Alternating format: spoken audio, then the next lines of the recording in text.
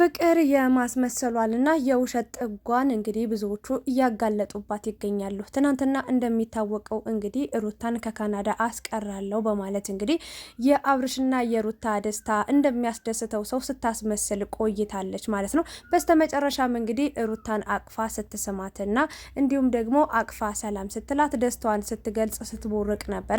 ያ ነገር ሁሉ ውሸት እንደሆነ መረጃዎች እየወጡ ይገኛሉ።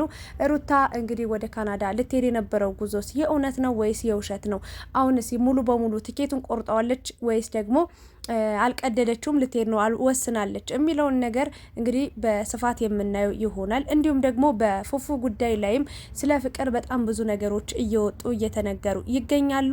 እንዲሁም ደግሞ በሁለት ቴሌግራም ነው የምጠቀመው ከአብርሽ ጋር ስናወራበት የነበረው ነገር ይሄ ነው ብላ የተናገረችው ነገር ለሩታ ሲያሳየቻት መልእክት ምን ይላል የሚለውን ነገር ሀሳብ እንሰጥበታለን ማለት ነው። በመጀመሪያ እንዴት ናችሁልኝ ውድ የቻናሌ ቤተሰቦች፣ በያላችሁበት ሰላማችሁ ይብዛ። ይህንን ቪዲዮ እስከ መጨረሻው ሳታዩ ምንም አይነት ሀሳብና አስተያየት እንዳትሰጡኝ ስል በትህትና እጠይቃችኋለሁ። እንግዲህ ትናንትና አብርሽ እስኪገርመው እስኪደነቅ ድረስ ሁለቱንም በመጥራት እንግዲህ አንድ እንዲሆኑ ወደ ራሳቸው እንዲመለሱ ሩታ ደግሞ የሚጸጽታትን ነገር እንዳታደርግ በአጭሩ ፍቅር ከዚህ ነገር ውስጥ እጇን ማስወጣት ነው የፈለገችው። በፍቅር ምክንያት ሩታ ወደ ካናዳ ሄደች መባልን አልፈለገችም። በፍቅር ምክንያት አብርሽና ሩታ ተለያዩ መባልን አልፈለገችም። በፍቅር ምክንያት አብርሽና ሩታ የነበራቸው ፍቅር አከተመለት እንዲባል አልፈለገችም። በአጭሩ ራሷን ከዚህ ነገር ማግለል ማስወጣት አለባት። ቤት ኩል ነው። እንዴት ነው ማስወጣት ያለብኝ? ከእንደዚህ አይነት ነገር እንዴት ነው ራሴን ማራቅ ያለብኝ ብላ ስታስብ አንድ ሀሳብ ይመጣላታል። እሷም ደግሞ እንግዲህ ብዙ ሰዎች ለምነዋታል፣ እባክሽ ብለዋታል፣ ብዙ ነገር ብለዋታል። አቤልም ትኬቷን እደብቃለሁ ቀዳለሁ ብሎ ነበረ። ጋሽዬም ደግሞ ከቡታጅራ አዲስ አበባ ድረስ መጥቶ እባክሽ ልጄ ብሎ ብዙ ነገሮችን ለማስማማት ለማስተካከል ሞክሯል። እንዲሁም ዳኒም ጽጌም ሌሎችም ሰዎች በጉዳዩ ላይ እጃቸውን አስገብተው ይሄ ነገር መቆም አለበት በማለት ብዙ ሽምግልና ተልኮ ነበር። ነገር ግን ሩታ ወይ ፍንክች ከዚህ በላይ ምንም ላረግ አልችልም፣ ጉዞዬን አልሰርዝም፣ ወደሚሄድበት እሄዳለሁ በማለት እንግዲህ ጋሽዬን እንኳን ሳትፈራና ሳታፍር ያንን ነገር ወስና በአቋም ጸንቻለሁ ብላለች። እንግዲህ ፍቅር ደግሞ ይሄ ነገር ቢሆንም እኔ በቃ እንደማትሄድ ነው ማስበው የምገምተው። እንደምትሄድ ብረዳም ሰዓቱ ቢደርስም ቀኑ ቢደርስም ነገር ግን ሀሳቧን አስቀይራታለሁ በማለት እንግዲህ ሩታን አግኝታ አውርታታለች ማለት ነው። አብርሽንም አውርተዋለች። ነገር ግን ወደ ጭቅጭቅ እያመራ ሄደ ነገሩ። ፍቅር ነገራቶችን ፈትታ በቃ ከጉዳዩ ነፃ ለመውጣት ነበር የፈለገችው። ነገር ግን ሩታን እንዳያችኋት ስታወራት የነበረው ነገር አለ። በጣም በንቀት ነበረ። በዛ አልሆነላት ሲል እንግዲህ ፍቅር ያደረገችው ነገር እያለቀሱ ሩታን መለመን ነበረ። እያለቀሰች እባክሽን እንደዚህ አታድርጊ፣ ነገ የሚጸጽትሽን የምትቆጭበትን ህይወት ውሳኔ አትወስኝ፣ ከሀገር መውጣት የለብሽም እባክሽን፣ አብርሽም ይወድሻል፣ አንቺም ትወጃለሽ፣ ስለዚህ አንድ ሁኑ ብላ በማለት እንግዲህ ብዙ ነገሮችን ልቧን እንዲነካት በማድረግ እንግዲህ ለምናታለች ማለት ነው። በስተመጨረሻም እሺ ለጊዜው ላሁኑ ትቸዋለሁ፣ ግን እያየው መወሰናቸው ነገሮች ይኖራሉ። በብዙ ነገር እርግጠኛ መሆን እፈልጋለሁ። ከካሜራ ጀርባ ያወራችሁትን ነገር እንዲሁም ደግሞ በሁለቱም ቴሌግራም የተጻጻፋችሁትን ያወራችሁትን የቮይስ የድምጽ መልእክት እንዲሁም ደግሞ በቴክስት ያወራችሁትን ማወቅ እፈልጋለሁ በማለት እንግዲህ ሩታ ነግራት እንግዲህ በዛ ፍቅርን በጣም ደስተኛ ሆና ጉዳዩ ተዘግቶ እንደማትሄድ እርግጠኛ ሆና ወደ አብርሽ ይዛት እየሄደች ነበረ ቪዲዮ ያለቀው ማለት ነው። አብርሽ ምንም የሚያውቀው ነገር የለም። ሩታ ወስና በቃ ልትሄድ እንደፈለገች ልትሄድ እንደቆረጠች ምንም በቃ ተስፋ እንደሌለው ነበር ለብዙ ሰውም ሲናገር የነበረው እንዲሁም ደግሞ ለፍቅርም የነገራት ነገር ማለት ነው። ምክንያቱም ጋሽዬ አትሂጂ ሲላትም ወይም ደግሞ ስለ ፕሮሰሱ ሲያወራት ስለ ጉዞዋ ሲያወራት ምንም መመለስ እንደማትፈልግ ወይም ደግሞ ይህን ነገር አልሄድምም እሄዳለሁም አላለችም። በአጭሩ ጸጥ ነው ያለችው። ጋሽዬም ሊጫላት አልፈለገም። ሂጅም ቅሪም አልልም፣ እኔ ይሄን ነገር ማውራት ያለባችሁ አንቺና አብርሽ ቁጭ ብላችሁ በስርዓት ነው ብሎ ጋሽዬም ራሱ ይሄን ጉዳይ ችላ ብሎት ያለፈው ነገር ነው። ምክንያቱም የራሷ ውሳኔ ነው ብሎ ስላሰበ ማለት ነው። እንግዲህ ይህን ነገር ፈትቻለሁ ብላ እንግዲህ ፍቅር ወደ ቤቷ ይዛት እየሄደች ነው ቪዲዮ ያለቀው። ከአብርሽ ጋር ሲገናኙ ምን አይነት ነገር ይፈጠራል የሚለውን ነገር በባጭሩ ልንገራችሁ። ሩታ ጉዞ የሚባል ነገር የለም። እኔ እውነቱን ልንገራችሁ፣ ካናዳ የሚባል ጉዞ የለም። ከዚህ በፊትም በቃ ተናግሬያለሁ። ካናዳ የሚባል ጉዞ እንኳን አይደለም አልኳችሁ፣ እንኳን ካናዳ ለመሄድ ታስብ ተወስን ይቅርና ማለት ነው ሌላ ሰፈር ራሱ ለመሄድ አላሰበችም በጭራሽ ማለት ነው። ይህንን ነገር ስታደርግ የነበረው ነገር ሩታ ሆን ብላ ነው። ሁሉን ነገር እውነታውን ታውቃለች ያለውን ነገር ማለት ነው። ግን ብዙ ሰው እየፈረደባት የነበረው ነገር በፍቅር ነው። ፍቅር ከመጣች በኋላ ነው። ለፍቅር ብሎ ነው ጥሏ። ሲጀመር ፍቅር የመጣችው ትናንትና አይደለ እንዴ? ከዛ በፊት ከአብርሽና ሩታ በምንድን ነው የተጋጩት? ከዛ በፊት ስንት ሰው ነው ጣልቃ የገባው? ይቅርታ አድርጉልኝ፣ ስሜታዊ ሆኜ ላወራ እችላለሁ። ግን ከዛ በፊት ከፍቅር በፊት ነው ነገራቶቹ የጀመሩት። ነገራቸውቹ ብትንትናቸው የወጣው ገና አንድ ብለው ሀ ብለው ኤ ብለው ሲጀምሩ ጽጌን ነው ወደ ህይወታቸው ይዘው የገቡት። ታስታውሳላችሁ? ላስታውሳችሁ የረሳችሁ ልጆች ማለት አብርሽ የሆነ ጊዜ ላይ እንትና ማን ነበር ሀሰንና ሩታ ፕራንክ አድርገውት ነበረ።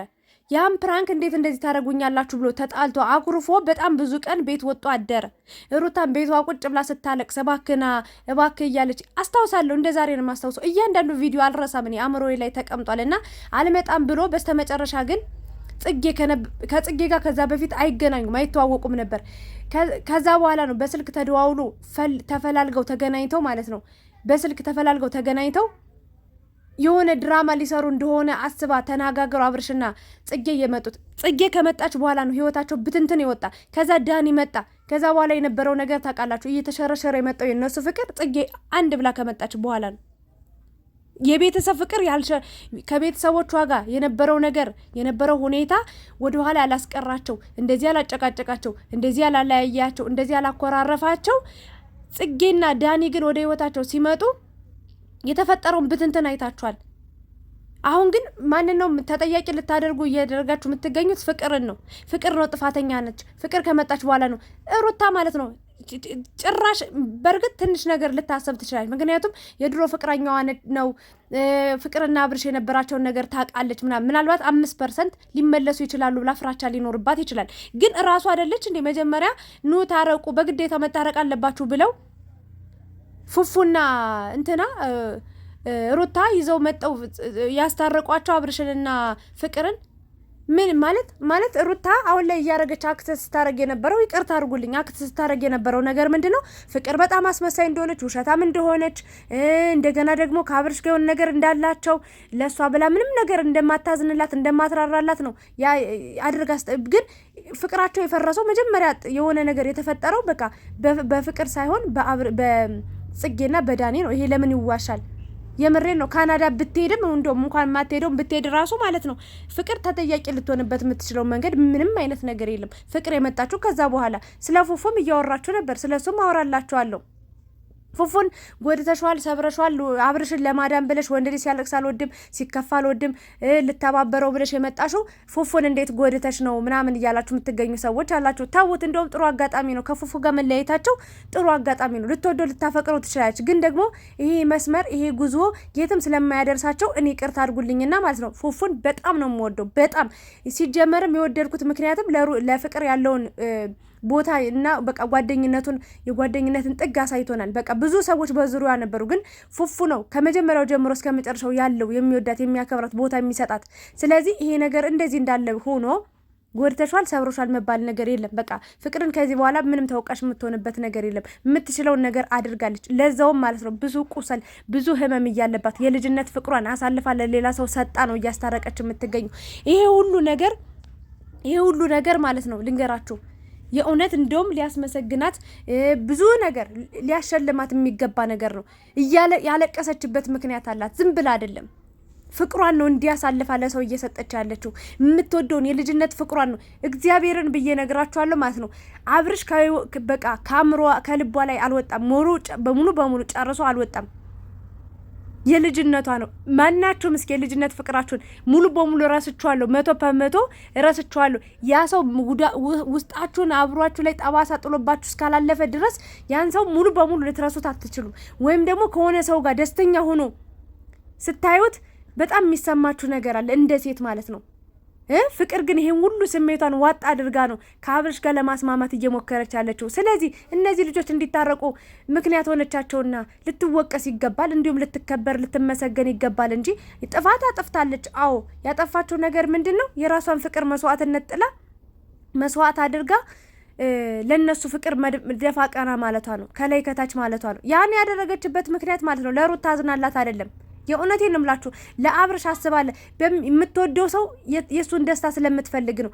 የሱ ደስታ ስለሚያስደስታት ነው። የምንም ቢሆን እንኳን አብሮ መሆን ባይችሉ፣ አብሮ መቀጠል ባይችሉ፣ አብሮ ህይወትን መመስረት ባይችሉም የሱ ደስታ ስለሚያስደስታት ነው። ሌላ ምንም ነገር ኑሮ አይደለም።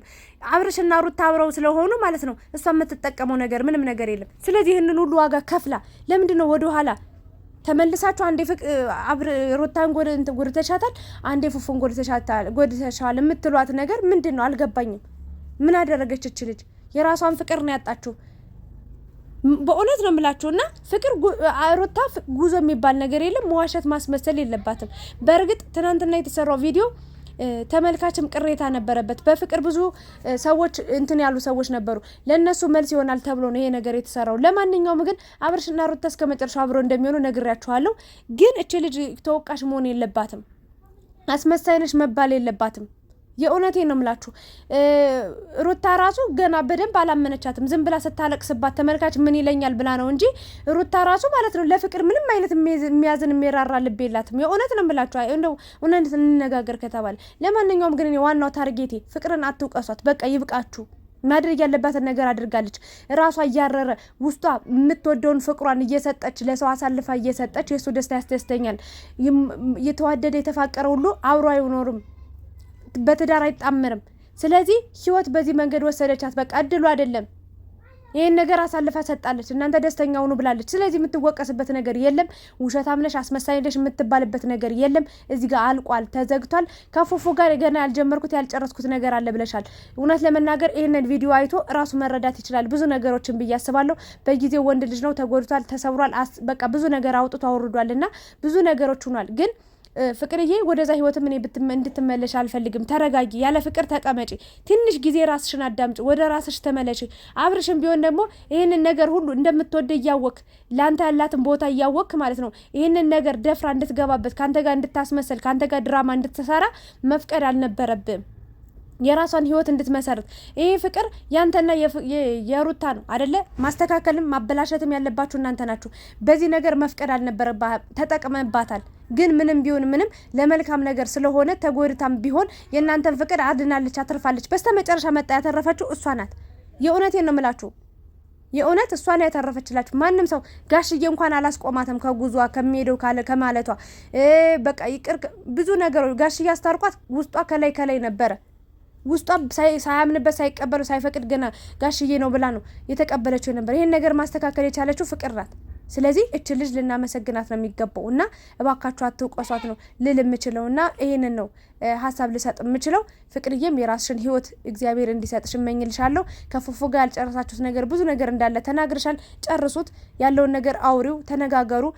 ከዚህ በኋላ ግን አብራችሁ ባትቀጥሉ ጥሩ ነው። ምክንያቱም ላንቺም መጥፎ ነገር ነው የሚሆነው፣ ለእሱም የማይጠቅም ነገር ነው። ቤተሰቦቻችን ማየት አለባችሁ። በሃይማኖታችሁ የሚገጥማችሁን ሰው አብራችሁ ሆኑ። የእውነቴን ነው ብላችሁ እኔ በሃይማኖት ልዩነት በጣም እንዴት ልበላችሁ በጣም የማልደግፍ ሰው ነኝ። የማይሆን ነገር ነው። ብዙ ነገሮች ይበለሻሻሉ። በጣም ብዙ መከራ ውስጥ ነው የምትገቡት። ካሁኑ ግን ምንድነው ሳይቃጠል በቅጠል ነው የሚባለው አይደለ? አሁን ላይ ቢያስተካክሉት የራሳቸውን እምነት የሚገጥማቸውን ቢጋቡ የተሻለ ነው። እኔ ይሄንን ነገር እናገራለሁ። የእውነቴን ነው ብላችሁ የማይሆን ነገር ስለሆነ ከባድ ፈተና ስላለው ብዬ ነው። አመሰግናለሁ። ሰላም ሁኑ።